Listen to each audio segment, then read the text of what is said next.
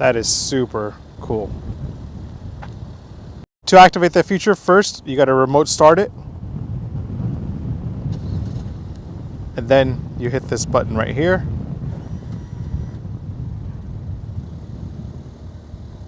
And that's a feature that you find in $100,000 plus BMW 7 Series, but it's here in the $34,000 Sonata. So in the M340i that I recently tested, you had something called Caring Car. In the Hyundai Sonata, you have something called Sounds of Nature, and it also provides you some soothing sounds while you drive. Let's take a listen to Lively Forest.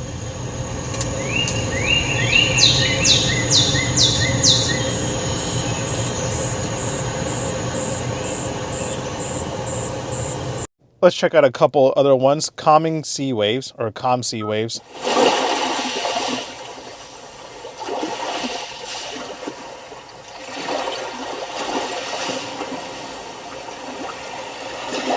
That would probably make me go to the bathroom. Rainy day. Would also make me go to the bathroom. Open Air Cafe.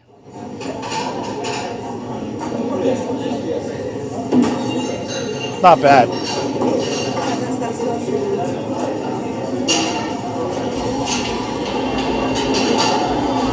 And then you have Warm Fireplace. This and Lively Forest are my best and the most relaxing ones in my opinion.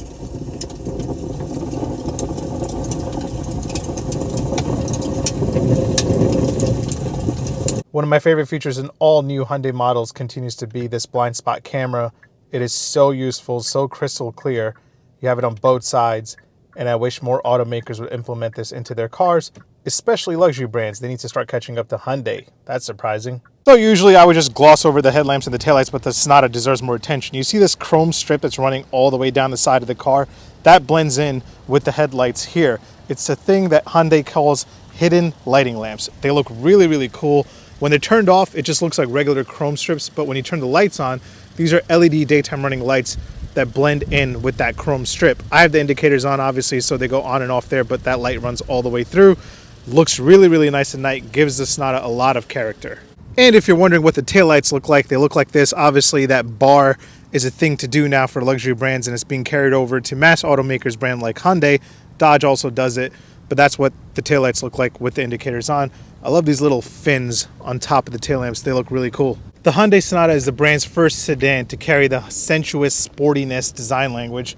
Weird name. I love the rear end of this car a lot, and I love the side profile. It has two sharp character lines on the top and bottom, but the front end for me is still up for debate. From some angles it looks like a UFO, and from other angles it looks like a giant fish. Obviously that's due to the giant grille right there in the front. My favorite front design element is obviously the headlamps. Now here's a minor flaw that I've found in the Sonata. So say I'm walking up to the trunk and I want to open it with a button. I can't. There's no button located anywhere. You have to either open it with your key, which you can't use once you have the car started. So you got to go to the front and touch this button here. That opens up the trunk to 16.3 cubic feet. And that's good enough space to put basically anything you want there. You have 60/40 folding seats, rear seats back there, which you can do by pulling that button, but then you have to walk up to the rear seat and actually pull it down. So that's kind of challenging. Pricing for the base Hyundai Sonata starts at $23,600. The limited model here starts at $33,500. As tested, you're looking at above $34,000. Not bad at all once you consider what you're getting for this price tag. My test model here is powered by a 1.6 liter 4-cylinder turbo engine making 180 horsepower, and that's mated to an 8-speed automatic transmission. The weird thing here is that there's a base model that makes 191 horsepower, but forget all that because there's an N Line version in the works that's gonna make 290 horsepower. I can't wait until that comes out. 0 to 60 comes in at 7.3 seconds with a top speed of 130 miles an hour. If you want to go quicker, wait for the N Line version because that'll do 0 to 60 in 5.5 seconds. Rivals include the Chevy Malibu, Honda Accord, Kia Optima, Nissan Altima, Toyota Camry, Mazda 6, Volkswagen Passat. This segment is loaded with options. Obviously, the Hyundai Sonata is probably your best pick when it comes to value for your money in terms of comfort and tech. Fuel economy for the 1.6 cylinder turbo Sonata comes in at 27 city, 36 highway. You have a 15.8 gallon tank capacity. I am averaging 26.2 miles a gallon. That's not bad at all. The interior on the new Hyundai Sonata is very, very nice. Very quiet, very, very comfortable. Good use of quality materials. Obviously, there is some plastic, but nothing out of the ordinary for this segment. I love what Hyundai is doing with their interior in terms of design and tech.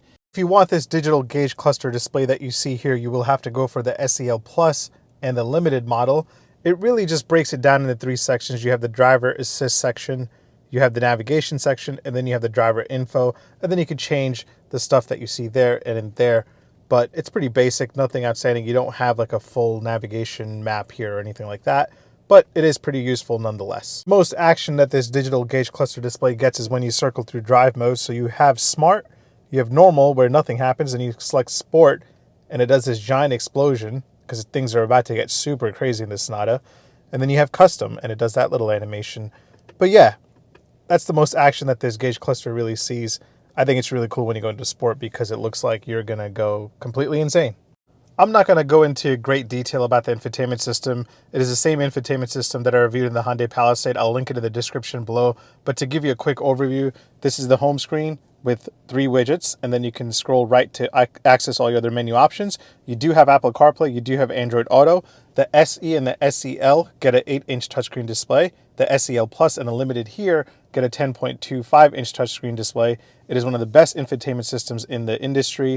It is very sharp, very, very clear. I love the screen, very easy to maneuver around. So if you want to get a detailed review of this infotainment system, check out my Hyundai Palisade review, link in the description below. The camera game in the Sonata is very, very strong. You have your 360 view, which is always there, and then you have a regular reverse camera view. You have top back view, which really helps to see how far you're pulling into the parking spot. And then you have side to side view, which really helps you center. So you see here, I got the car completely centered here. Obviously, if you hit drive, you get the front view of each of those camera angles.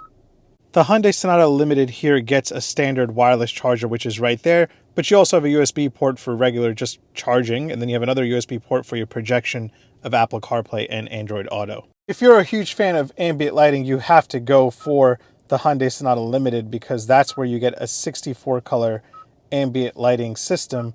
So let's just hop into it and see what colors you have. You have polar white, moon white, ice blue, ocean blue, which is my favorite, jade green, orchid green, yellow, I don't even know how to say that first word, sunrise red, aurora purple, lightning violet, and custom. And you can select a custom color from this wheel here. Ah, cool. I'll select that custom color. The seats on the Sonata are very, very comfortable indeed. Rear seat legroom comes in at 34.8 inches. And that means if there's tall people sitting in the front, you still have a good amount of legroom if you're tall sitting in the back. Nothing really exciting going on here. There's no heated rear seats or anything cool like that, but you just have a USB port to plug in and charge. The Hyundai Sonata Limited gets standard heated and cooled front seats, and this is how you activate them. For heated seats, you go all the way up, and then for ventilated seats, you have to go all the way down. You do get a standard heated steering in the Limited as well. One thing I found really interesting was most automakers have just one auto climate setting. The Hyundai Sonata here, or at least the Limited, has 3. You have auto low, auto high, and auto medium. How fun can the Sonata be? Now that I've answered all of your questions about the 2020 Hyundai Sonata, I'm going to give you my opinion on what I think about this car. Let's get to it. Now, the first thing that comes to mind to me is if the Sonata is better than its competitors. And the answer is yes and no, to me at least.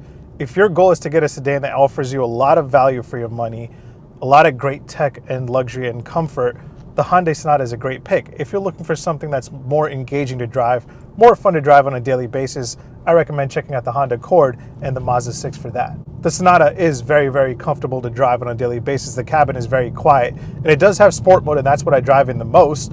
And the steering wheel does get a little bit tighter in sport mode. It revs a little bit higher, but nothing that outstanding that justifies that giant explosion that you see in the gauge cluster. I really can't wait for the Hyundai Sonata N Line, which is going to have 290 horsepower and a 0 to 60 time of 5.5 seconds. Really excited about that one. If you're in the market for a great family sedan that offers a lot of tech, a lot of value for your money, the Hyundai Sonata is a great pick.